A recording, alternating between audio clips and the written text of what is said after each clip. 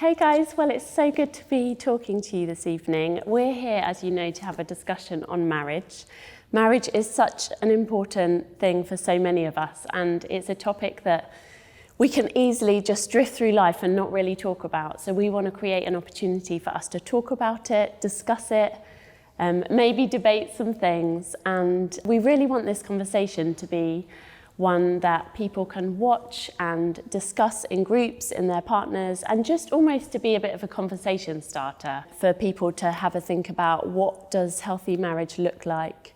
Where are there things that we need to be working on, or what are my expectations about marriage if I do get married at some point, or the marriage that I'm in at the moment. So I'm aware that there are different situations that we're not going to be able to cover tonight. I know that for some people watching, they will be in the midst of a relationship breakdown, or there may be divorce, remarriage. There's lots of different topics around marriage, and it would be unrealistic to think we could cover it all, but hopefully with what we do cover, it will be the basis for a really good conversation. So thank you again for joining me. Femi and Catherine, I'm going to start with you. So you guys have been married for 9 years. Yes. Tell us some kind of aha moments about marriage. So by that I mean when something clicked into place about marriage where you thought, oh yeah, I've really learned something new. Tell us. So for us, I think there's been like loads of aha moments, but I think one that I can definitely think of that comes to mind is I have struggled probably with like communication and expressing myself, expressing my feelings, and I often think that I'm like being really, just cool and normal, but I'm just like not talking, I'm not communicating, and that used to really frustrate for me. And he was like asking me, okay, what's going on? Like, are you okay? And I'd be like, I'm fine, but I'm actually not fine. I'm fine. I'm fine. I'm really feeling like I'm fine, and I'm not. And then I'm an only child, and I was raised in a Nigerian household, and you don't get to have many opinions in a Nigerian household. So for me, I realized that obviously growing up, when my parents or I'd have a disagreement, I couldn't really express how I was feeling. That's just not done. So I internalized a lot of my feelings, and how I would manage things would be internalizing.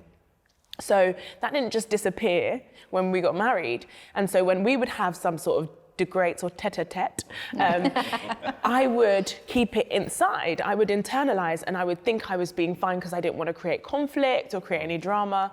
And that all stemmed from kind of my childhood. And I think once I could link what I'd been doing as a learned behavior in my childhood to what I was bringing into my marriage, that was like, oh, okay, this is what's happening. And then I could begin to start working out how to communicate much better with him.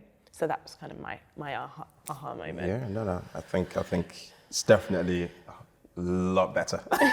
A lot better. Why, thank you. I think for me was when we did a marriage course during lockdown. The HTB one. Yeah. And there was like this activity in there that you had to ask your partner, how can I make today better for you, or what can I do to kind of make your day better?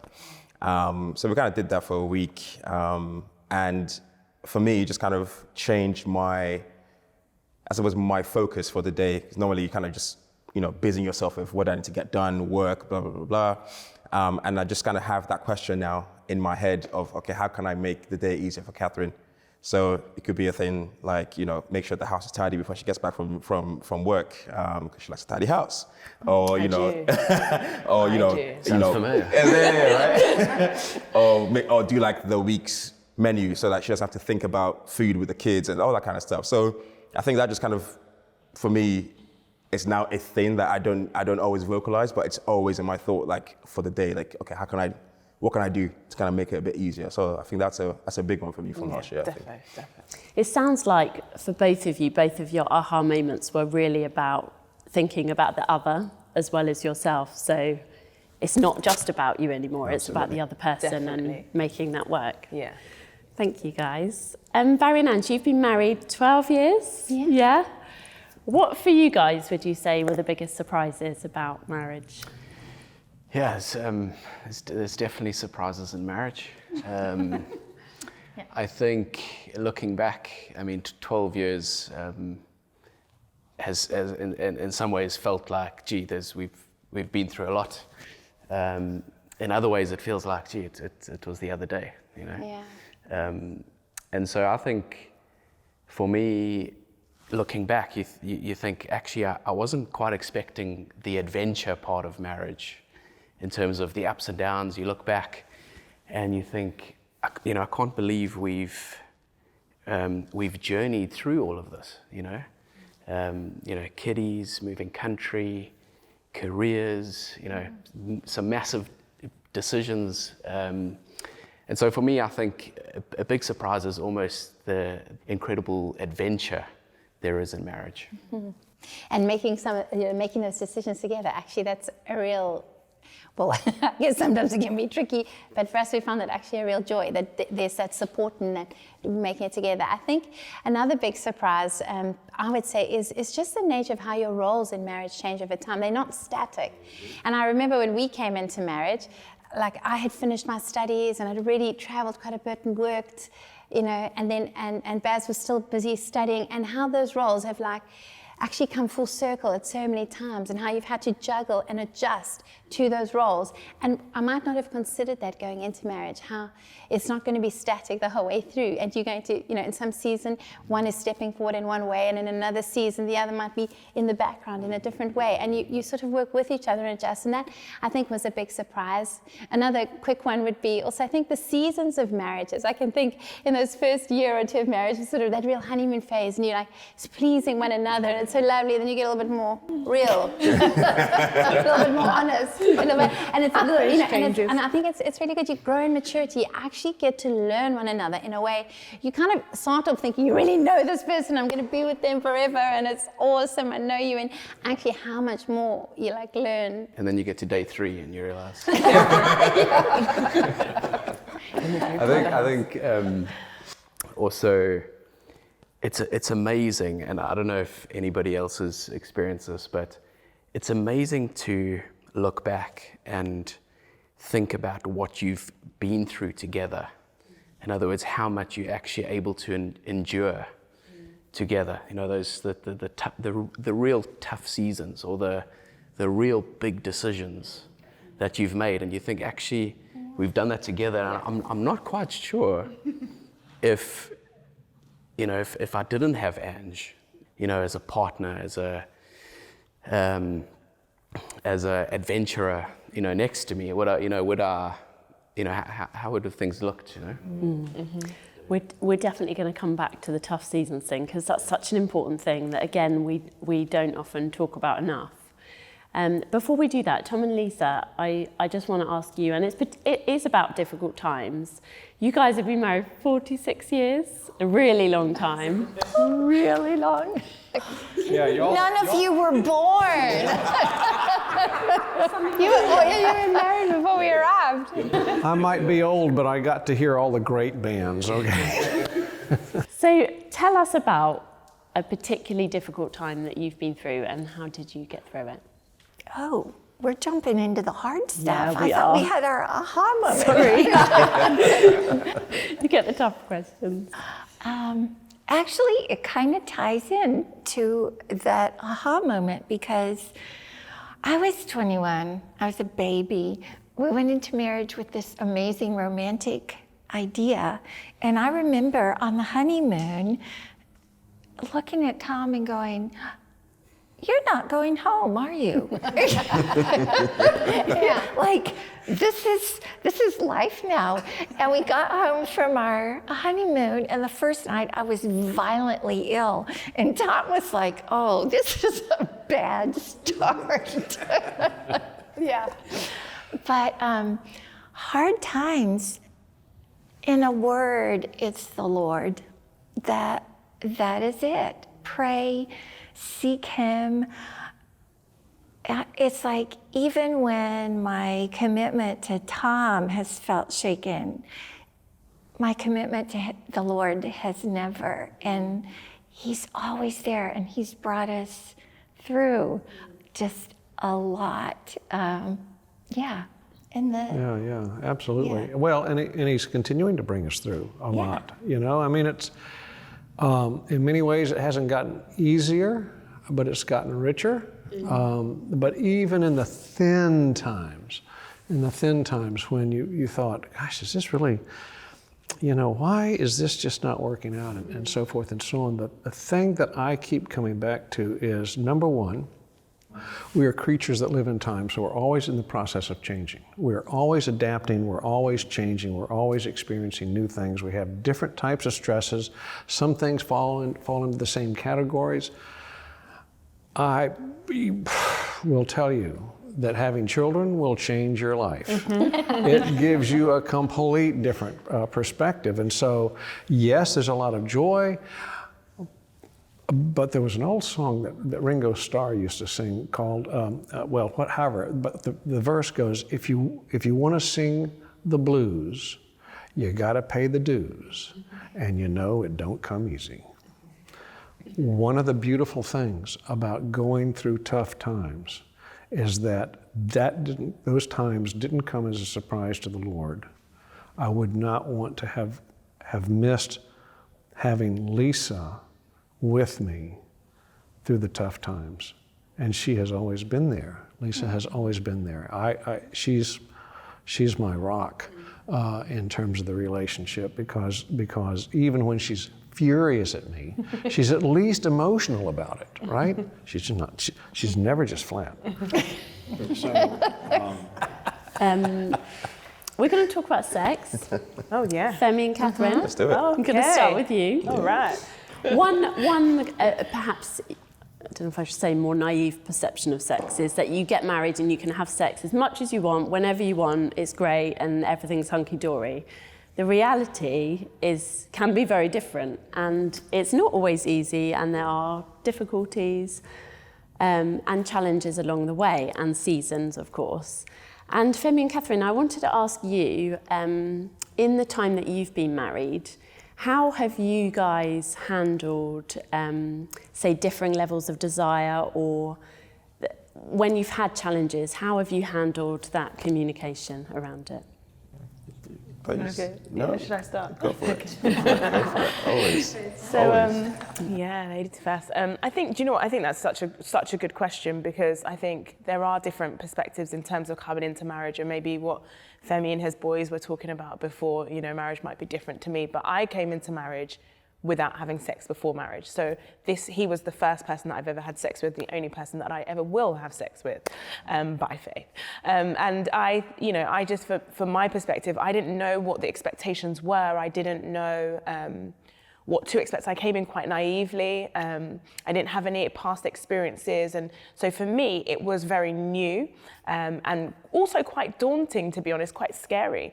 And I remember loads of colleagues at work, not that I was the talk of the staff room, but it was different because I was a Christian and I was like, I don't believe in sex before marriage. And this was massive. Everyone, how are you gonna not have sex before you get married? And how do you know if you're compatible? And how do you know if he's gonna be good in bed? And all these questions. And I was like, I like him. We vibe, we'll figure it out. And I think they just looked at me like, oh, this poor, sweet, innocent child. She's gonna be, awakened to this horror. But for me, it has been growing to know that I'm going to spend the rest of my life with Femi. And we have different seasons that we go through, and it could be times where we've had grief, and we've had times of loss, or having children, or pregnancy, and just managing that and staying open to communicate with each other that this is how I'm feeling, these are my expectations, this is how I'm doing, where are you at?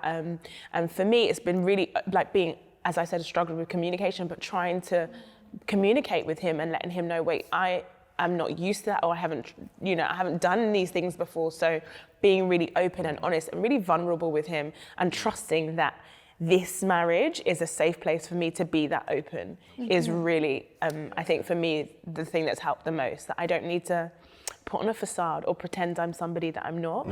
He knew that I hadn't had sex before I was married, before getting married. So he knew the pace at which to kind of go with me as well. And that, I think that's really important, and being really open and honest about where you've come from, what your expectations are, or for me, having not many expectations, and talking through that. Yeah, man, absolutely. Yeah. It's, well, for me, it's a different story, should we say. And I think particularly as Catherine mentioned, because I'd had, sexual experience before coming into marriage. But also I was heavily influenced by porn. And I think this is something that maybe a lot of guys going into marriage might be dealing with. And what that does is it gives you a very twisted view of sex, of what sex should be. And I think that was in my mind going into marriage. And so I had to kind of work through that with Catherine, you know, talk about it. You know, as you said, it's not like you're gonna be having sex 5 times a day and, you know, you're gonna be doing it in all these kind of positions. It's fake, it's a fake life. And I would say the expectation that we then built together is actually just so much better than anything else. It's in the building it together, isn't it? And being open about that. And you were saying with your boys that you used to have a conversation before getting married, like about sex. Oh yeah. Like I said, you kind of talk about your boys like, oh great, you gotta, you know, you kind of hit the jackpot. And one of the major frustrations that a lot of my friends and other guys speaking with, you know, in those first couple of years of marriage, you said, was, wow, we're not having sex enough. And it was a real challenge, and it's a real, you know, topic.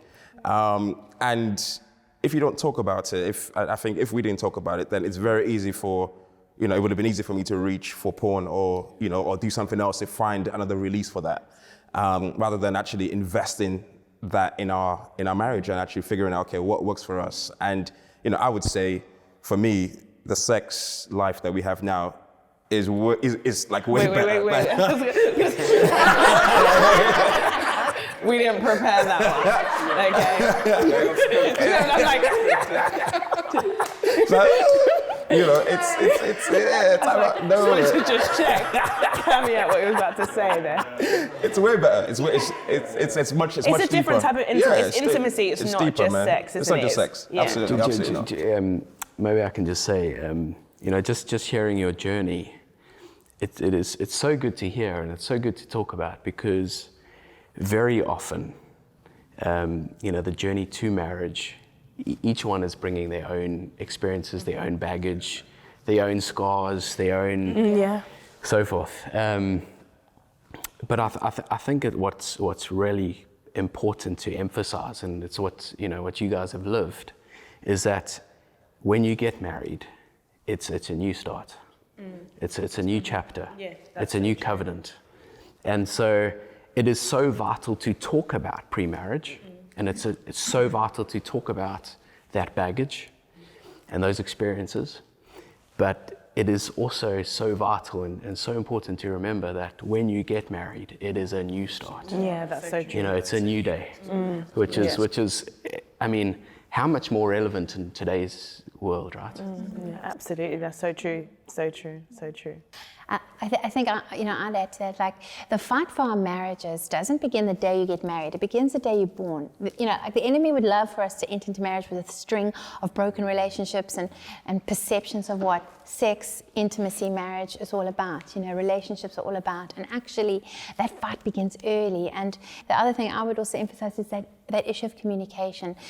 Sex is not about me and about my desire and fulfilling my personal kind of sexual desires and needs. And that is what sex is portrayed about in our popular society in every single way. Everything is sexualized. It's all about, you know, me and my instant gratification. But sex that's never how it was made to be. It's about loving and serving one another. And you need to be able to communicate with one another. And, you know, having sex is not just because it's something that I want or you want. It's also about, you know, it's about exactly knowing and serving one another in that place. And I think that's so important, about communication, about loving one another, and not just about me. This is about we, and it's a commitment we've made to honor one another in that space. And you have to talk about it, have to be talking about it. Yeah. If there's frustrations, if there's difficulties, having these conversations, they're so important. And they're hard at first. I can remember when we first got married, you know, they're not easy. I remember the advice that was given to us when we first got married is, if it's hard to talk about it, like when you're lying in bed at night and your head's on the pillow, switch off the light and you can talk about it. Then if you can't look at each other in the eyes, which actually made me laugh so much. But I'm sure I must have tried it or something in the beginning. If it was too difficult. I mean, like, yeah. So we talk with the light on. We talk with the light on. Yeah, it's a journey. Yeah. So yeah, I just think I want to say, talk about it. How's it going? Ask about how is it going? What feels difficult? What's not working? What do you like need now? What do you more? want Do you different? need, you know, like it's about talking and having an open relationship on this issue. And we don't get taught to talk about these things, but we absolutely have to. It's such an important part. And you can't have physical intimacy if there isn't heart connection. And so it's not going to solve everything. It will begin to break down physically if you don't have that heart connection. And the reason it gets deeper and the reason it gets better is because there's a deep heart connection, and it's expressed in a physical connection. And there's nothing better than that. You know, You mentioned just now about how we live in such a sexualized society, and that just has an impact on relationships, doesn't it? And you know, we all know some of the stats, or have heard some of the stats on infidelity and marriage breakdown. How have you guys guarded against infidelity and kept sexually pure as a couple? Yeah, it's such an important question, and I think it is so important to talk about. Talk about in this context, and I think so much more important to talk about in your marriage. And so I think this question and this particular topic, talking about purity, guarding against affairs, I think has become even more important as you kind of come out of the honeymoon phase of marriage, when marriage becomes real, you know, and at times marriage becomes hard, and that's where I think it's just so important to have the conversations, to keep on the conversations. So what type of conversations are you having? So I think myself and Ange, we've had to develop a way of communicating about our sexuality. You know, how are we doing? How are you doing? How was your day? And a case in point is Ange would say, or we would actually talk about like female colleagues, for example. You know, if I've had a new person join my team, I think it is so important for me to mention that, to talk about it. And knows, you know, how's it going with, you know, whatever her name might be. How are you finding that? How's the workplace going? That's such an important one. When it comes to sexuality, I probably speak for all men here, but it is proper internal warfare that happens, that men are just not good at talking about. And I say that in marriage particularly. And I think what has been exceptionally helpful in our marriage is me talking about these things, talking about the things that I really struggle with. I think wives should be asking their husbands, what is it that you really struggle with? What are your weaknesses? Talk to me. Put it out there. Where are you vulnerable? Yeah. You know? How can I protect you? How can I support exactly. you? And I mean, just to give an analogy, I've found this journey so much easier knowing that Ange is in my trench and knowing these things and asking me about them and journeying together.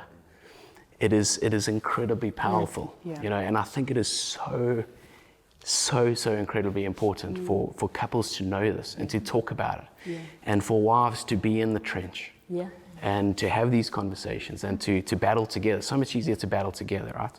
We spoke about the ventures of marriage earlier. I mean, sexuality is an adventure in itself, and it's so much easier to fight and to stand when you're doing it together. Absolutely. You know? How can the church support couples and individuals who are struggling with some of this stuff? I think, you know, what we're doing now is amazing, but I think just demystifying everything and removing shame. We are human, we are vulnerable, we are open, and we are here as a church to love and support you. That is the message, that you don't come in done, you come in undone, and Christ does you up. Like he rebrands you, he gives you a glow up. That's what he's there for. And it's not for us to put shame and condemnation. I think the enemy thrives on secrecy, and he thrives on keeping people in isolation.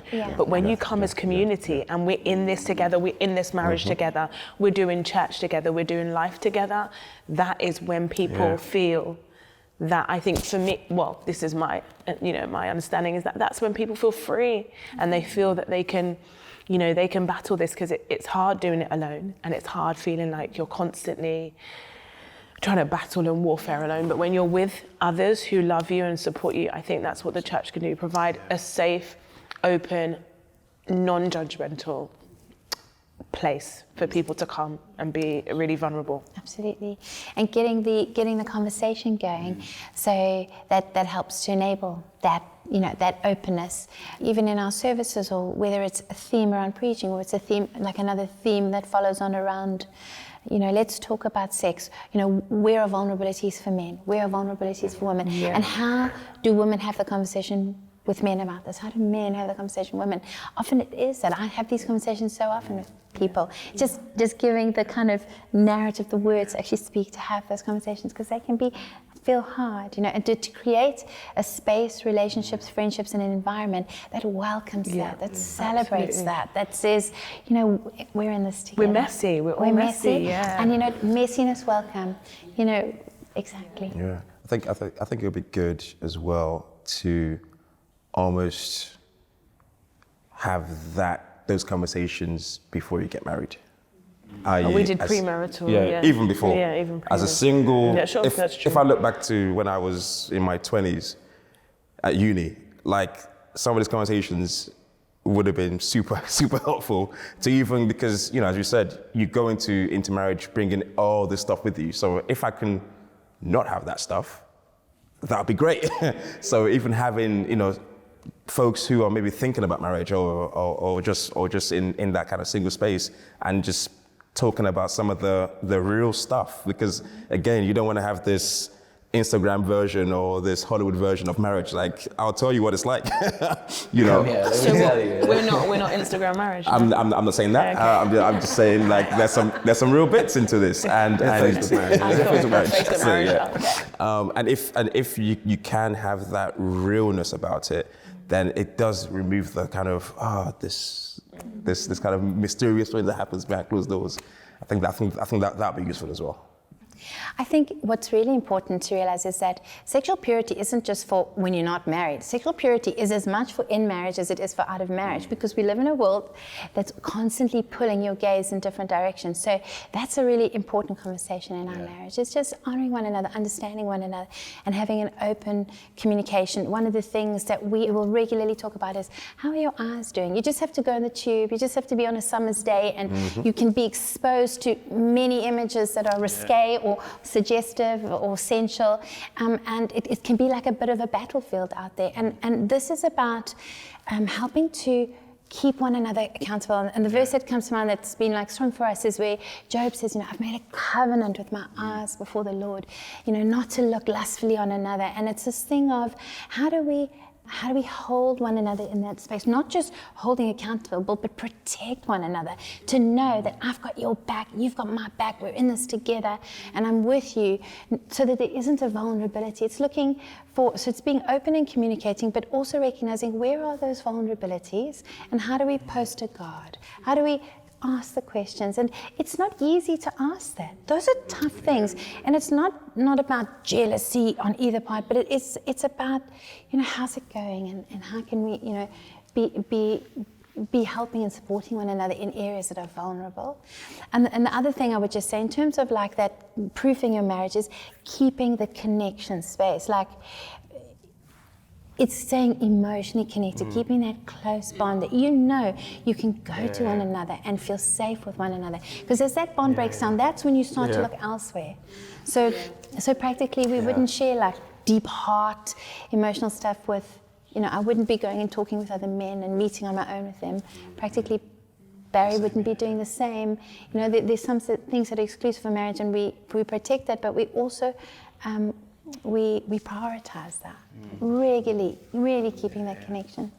I bet you guys have lots to say. Well, I would just add, I can even think of a specific instance where I think Tom was not even aware of it, and there was this younger woman who thought he was really something, you know. And so I could see it. Really? So I had, you know, so I had to bring it up and say, I think maybe you should not be, you know, meeting with this person or discussing whatever with this person. And he was accepting, because it goes back to that, we're a team, you know, and so he could And have it's not gotten... from a place of jealousy, is it? It's from No, a place it's of protection. not. Yeah, We're it's protection. protecting, It's yeah. not jealousy, but yeah. I Yeah, mean, it is. being It is protection, and that's. I'm always the last one to know what's happening. Okay, I'm pretty much clueless. My head is in the clouds. I'm the classic crazy professor, I guess. But she's so perceptive. So even now, I communicate with Lisa like, how are you doing with this thing? I mean, they're filming us and all this stuff, and they want to hear questions answered. And, you know, she's a little uptight, I'm a little uptight. But I have to reach out and touch her. Why? Because she's my mate. She is the person who helps give me a sense of identity.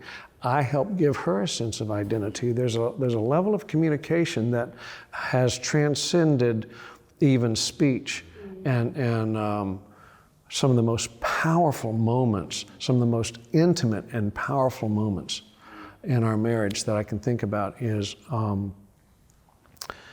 not romping on the mattress, but is rather me coming up and giving her a hug when it's been a tough day. And that communicates something to her. It also communicates something to me when I have had a tough day. And Lisa is there with care, concern, deeper than a friend. There's just, there's a power in that. So That's amazing.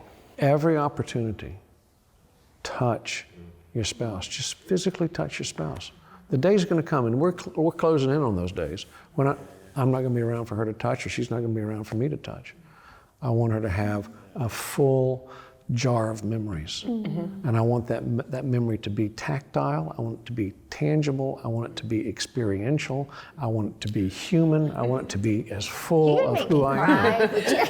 Okay, I'm sorry. Okay, all right. I'll You stop. talked about touch, which Yeah. is really special. How else do you keep your spark alive after all this time? We used to do dates before COVID, you know, make time. But we, in the evenings, Tom will read out loud to me, which I just love.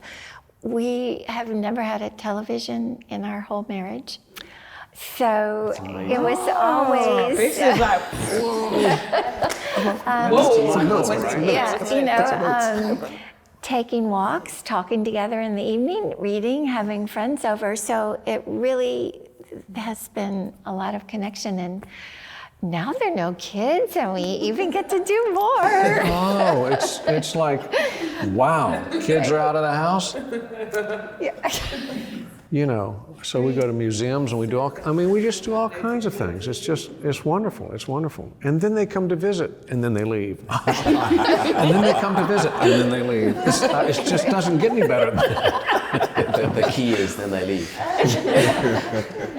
but we love our children. Yeah, but I mean, there are other little things, like Saturday morning, and since we've been in the UK, that's croissant morning. You can't get a good croissant in the US, okay? It just doesn't happen. I have believe no that. concept. I Yeah. can go to Waitrose or someplace, I can get these frozen things, pop them in the oven, and we're sitting there having some of the finest croissants on the face of the earth, having our coffee on a Saturday morning, and that is a tradition now. That's our tradition. There are just a number of things like that. Yeah, little things. Little- I would yeah, say little it's things. the Little little things, things, yeah. The big things are fun too, like trips and all, but I think it's the little day-to-day things. Yeah, and the reason why the day-to-day things are so cool and the touch is so cool is that it develops a sense of rhythm, because you're not always happy, you're not always on top of the world, you're not always giving, and so somebody has to pull that out of you. But somebody else has to also receive what you're trying to give and understand and feel that. And so there's this rowing the boat together. I mean, it's just, yeah, wow. Wow. Yeah. You guys have spoken before about some of the challenges you've been through in terms of mental health and bereavement. Can you just talk a little bit about that in terms of how did you get through it as a couple? Because I imagine things like this could easily send you in different directions, but how did you keep together? Yeah. So I think, okay, I'll go on the bereavement side of things. So I lost my father in 2017, and then my mother passed away last year, in September last year. So that's quite, in that space of time, two significant losses to kind of take. And I remember when my father passed away, my kind of go-to when things like this happen is to just get busy, like find a project and throw myself into it and don't think about anything else. And I think what I did then was I didn't really talk about stuff. I just kind of got on, made sure everybody else was okay, and then moved on. But then when my mother passed away, I was quite determined for that not to be the case. So yeah, instead of kind of retreating into myself, Catherine was really, really excellent, just kind of checking in with me all the time. Like, are you okay? How are things doing? Not kind of in my space, because I can't stand that either. It gets my nerves. But she was really, really good, just kind of, every couple of days, checking in, and really encouraging me to also find things that I enjoy doing. So like going to the gym, that kind of stuff. And I think that the difference this time around has been just being more open with how I'm feeling about it, and not kind of hiding away. Because it's again, it could be a guy thing perhaps, that we don't really go into that deeper level of emotion sometimes when these things happen. So you just kind of like be a man. People kept telling me that. I was like, what does that mean? I was just like, okay, cool. I'm just trying to deal with what's going on right now, and yeah, I think that's just really, really, really been helpful this time around. And get counselling for myself. It's the first time I'm going to go through it. So hopefully that will start. And again, from our cultural background, if you mention counselling or anything, and maybe Catherine will speak about this when she talks on the mental health side of things. It's a no-no. It's not spoken about. It's like, what do you mean? No, or it's such a taboo thing. So when you say you go for counselling, people automatically assume that something's so wrong with you. You're so broken. You're so, and it's just like, well, actually, I just need this to help me, put the pieces back together and go on. And I always say this, particularly when Catherine was going through her stuff again, she'll kind of talk about it. But if I compare it to going to a gym, and you have PTs in gyms, and you would hire a PT to kind of get you to a particular optimal level of fitness or to whatever goal you're trying to achieve. I'm like, to me, a counselor is a PT for your mind. Like, why would you not? Like, if you have the option, get the PT. It's not this this crazy thing. So yeah, that's just some of the things. But yeah, for me, it's been communication with Catherine and other folks, being open to counselling and just not hiding away and going into myself, I think. Well, I just want to start with, it is hard. It's hard, and it isn't easy, and it's a day by day. It's a day-by-day process where you're not finished, you're not complete. It isn't something that you're going to check off and say, we're done now, we've grieved, we've done this. It's a daily journey. Femi lost his mum and he lost his dad, and I lost my father-in-law and I lost my mother-in-law. He didn't just lose somebody. I lost someone as well. So in both of us being married, we're growing as one. We grieve together. It isn't one person's burden or one person's loss, it's both of our loss. And I think that helps as well in terms of uniting us and keeping us understanding that, okay, you're not doing this alone, you're not grieving alone, I'm grieving with you. I am very much, now I am a communicator in this sense. I really wanted him to express his emotions and how he was feeling. And I think with me going through, I had postnatal anxiety after my first child, and a bit of, I think, PTSD and postnatal anxiety and depression with my second child. So it was a journey going through that as well. And actually currently my mum also has Alzheimer's, and so does my stepdad.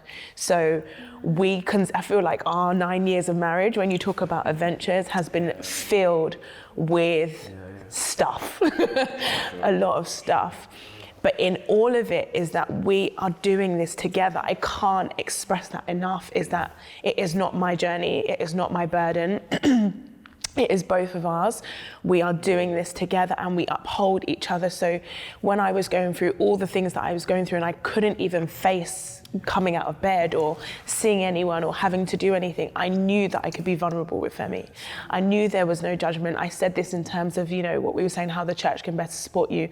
I know he's my husband. I know that he married me in the good times, and he married me when these times were going to be tough, and he's there. He is consistent. He has an annoying but an anointed positivity. He just always believed that things, when you're going through anxiety and they're like, it's going to be okay, that's not what you want to hear, but that's what you need to hear. And he was that consistent voice that just shouted hope for me when it seemed very dark and it seemed like there was no hope. We're going to get through this. We, not you, but we. And I'm like, you haven't got any issues. He's like, no, we. That's a really good thing to catch, that even something as simple as the phrasing. He never made me feel like I had a problem or I was going through this and why are you feeling like this? Like we was that consistent beckoning, and it just reminded me every time of the fact that we're in this together. And he shouted hope, which was, what do you need to do? Practically, do we need to get counselling? What can I support you with? How can I help you? And it's that consistent togetherness in it is just so helpful. But it's not easy. We do day to day. He's quite a guy, isn't he? What a man. How was it for you emotionally seeing Catherine in? It must have felt in that like state. Yeah. How can I put it?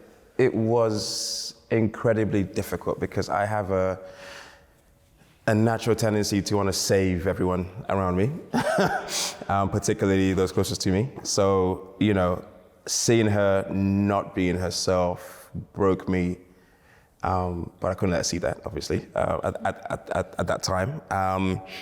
And I just had to kind of really, and looking back on it, because the first time it kind of occurred, we were fresh parents at the time, by the way. It was like, and I just started a new job that I needed to travel a lot, and there was just like a lot happening. So wait, 3 weeks and I had Jacob, and he flew off to, where was it, some next place, somewhere. Switzerland or something. Yes, Switzerland.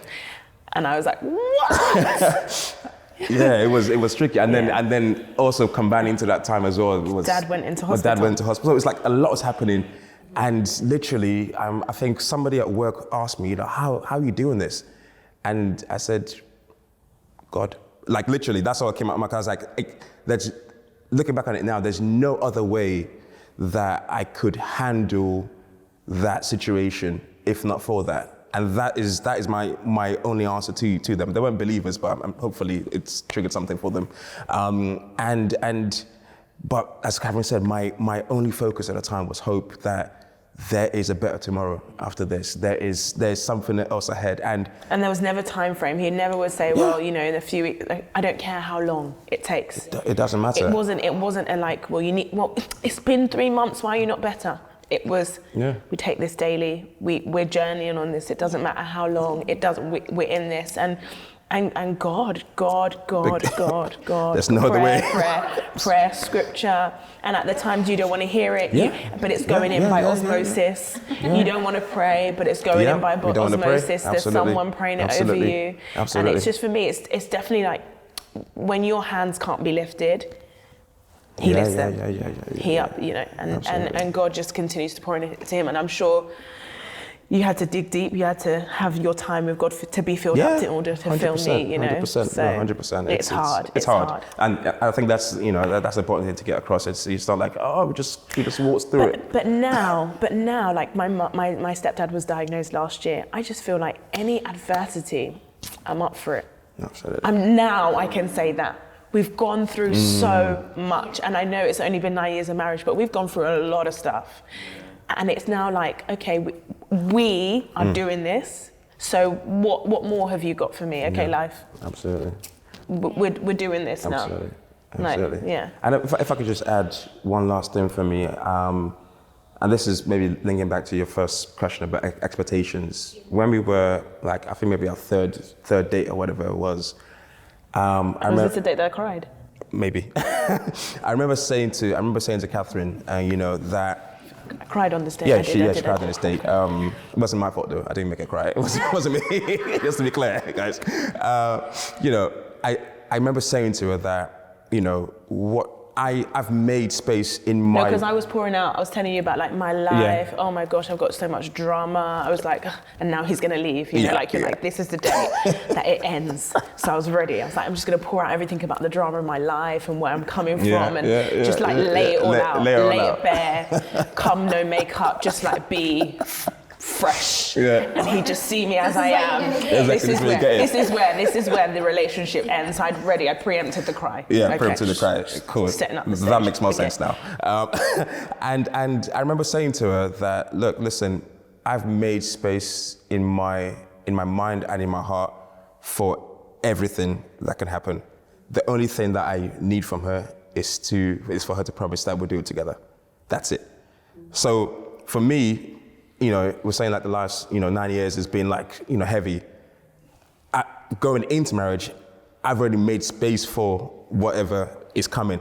All I need is both of us to ride through it together. That's it. Everything else, we can kind of handle, I think very, very few people talk about the massive transition into parenthood. I mean, often the focus is quite practical as opposed to the mental and emotional transition, which is huge. I mean, and I presume this would be the case for many couples as well, that the transition to parenting, becoming a parent is way bigger than getting married in some ways. You know, that's not for everybody, but that was big, and it is big. And the reason I bring this up is because often parenting, whether it's the beginning or whether it's the journey of parenting, can bring some mental and emotional stuff to the surface in a big way. Yeah, it's often a trigger for many things in your own childhood. It's a relentless slog, that many people don't see. I remember the one day, Ella, our eldest daughter, was like maybe 5 or 6 months old, and I was sitting on the edge of our bed with my hands in my head in my hands, and I said to Ange, it feels like I'm about to break. And we have those moments, and actually, a couple of years on from that now, I've been through a few of those where it's like, I feel like I'm at breaking point. And they relate to different things, but that's good also to hear it from your perspective, because often you hear it from the woman's perspective, exactly. And we always we're the ones that feel like we're about to break. But actually, it's so good to hear that actually. Absolutely, and I think also to Femi's point, often some of the strain is actually being helpless as a man.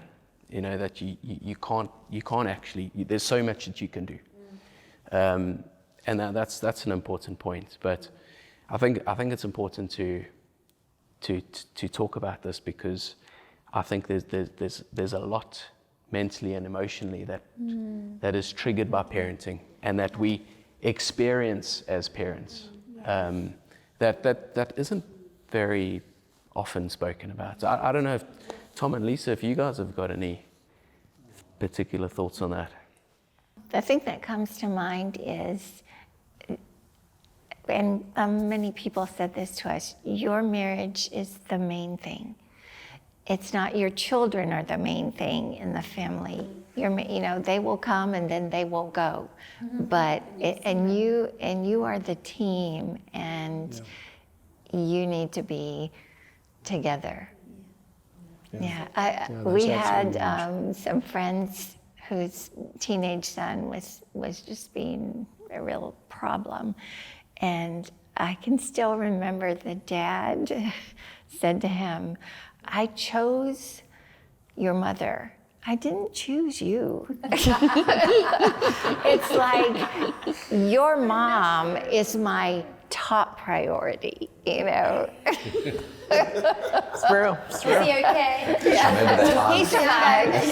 I'm gonna bring that one out. Yeah, so just, yeah.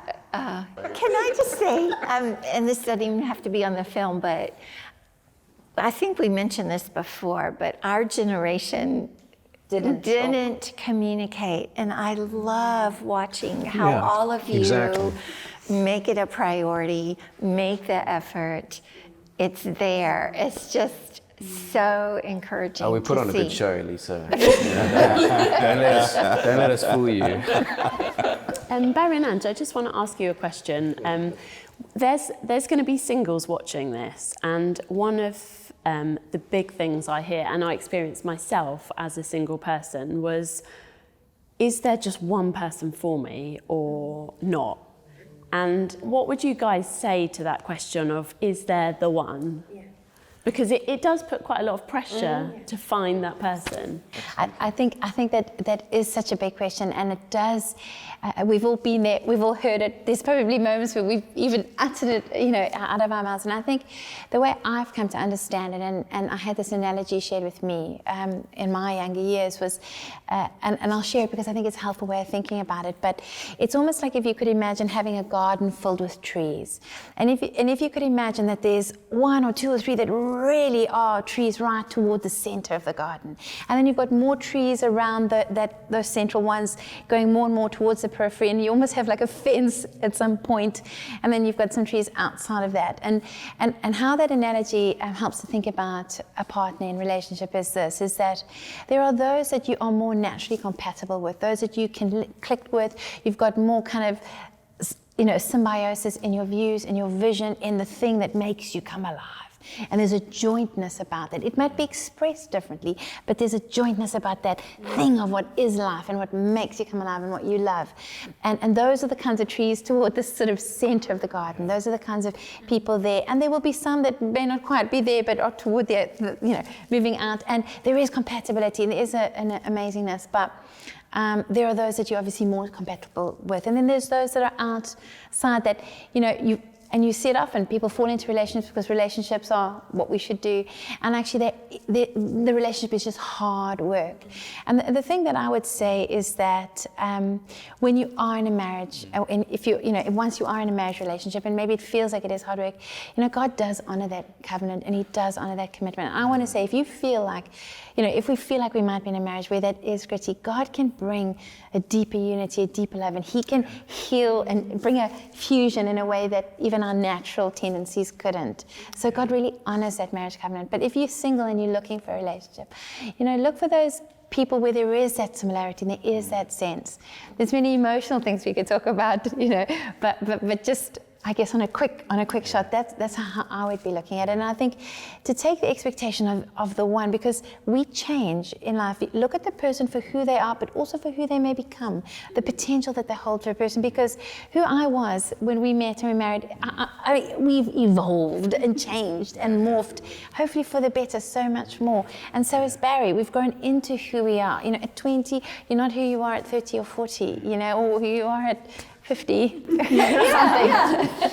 So I just want to say, you know, it's the person for who they are and who they've become. Not so you're looking at character and characteristics, not just state, you know, things that, you know, I was just going to say that I think it's actually a very unhelpful filter to have the one. You know, is there one person out there for me, particularly if it's the first question you're asking when you meet someone, because like Ange said, is that you're never going to meet the end product. You know, you're never going to meet the final. Exactly, and so I think it's really unhelpful. And my suggestion and my advice is focus on friendship. And if you can build a good friendship with somebody, often in that journey, you will know, you will discover, you will ask yourself, you will, you know, inquire. And I mean, our journey was when I first met Ange. When I first met Ange, there was an age gap. There still was an age gap. What happened? The Lord redeemed the time. Yeah, exactly. I was going to say that when I first met Ange, it was completely friendship focused. There was a significant age gap between us, and it probably, that was probably a good thing, because it was we grew in this fantastic friendship, only to discover, well, hang on, I don't want to live without you. It was exactly, kinda yeah. And whereas if I asked myself the question, is this the one? I probably would have said no, right up front. And so I don't think it's a helpful question or filter. I just want to say that even if you think it is the one, sometime in 46 years you will go, it was not the one.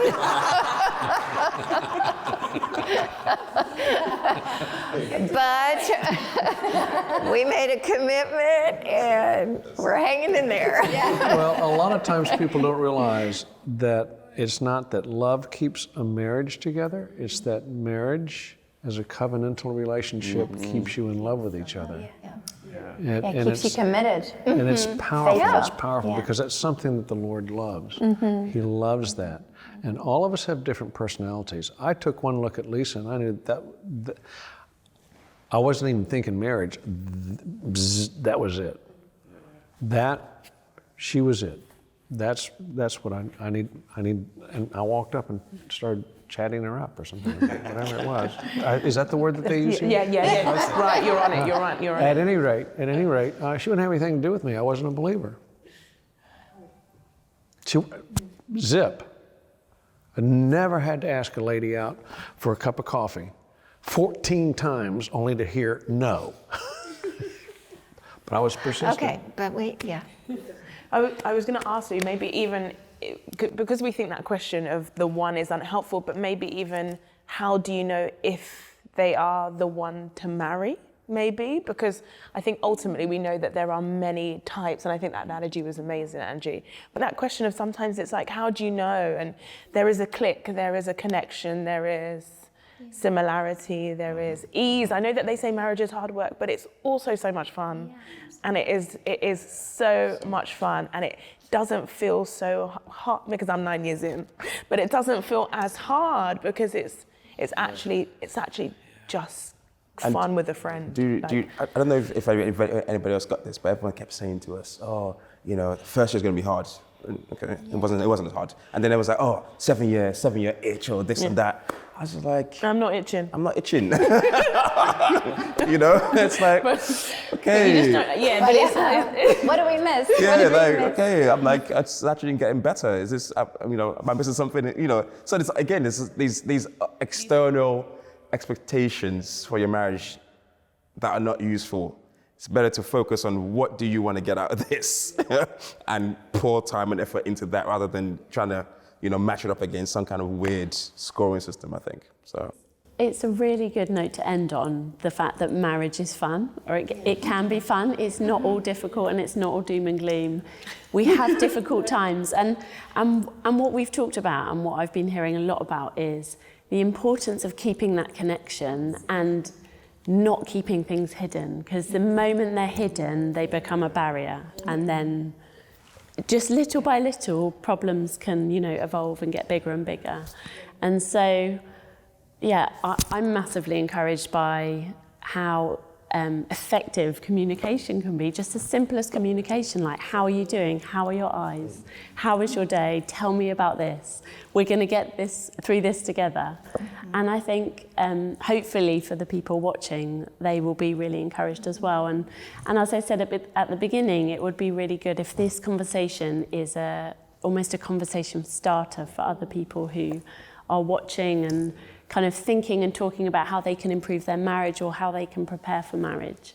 So I just want to thank you so much, guys, for your time. It was just so helpful. You guys shared really vulnerably and openly, and was just a pleasure being part of this conversation. So thank you. Okay. Thank you. Thank you.